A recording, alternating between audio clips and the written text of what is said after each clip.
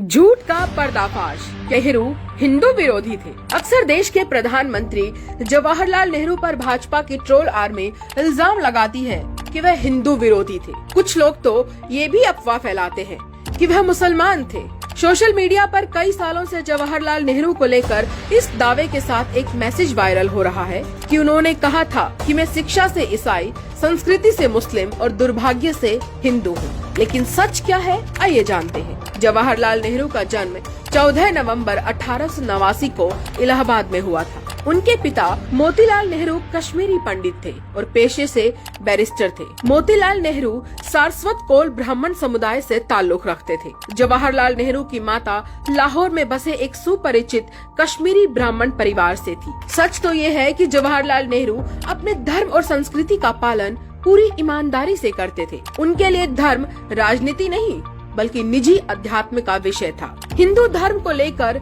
नेहरू के विचार खासे उदार थे।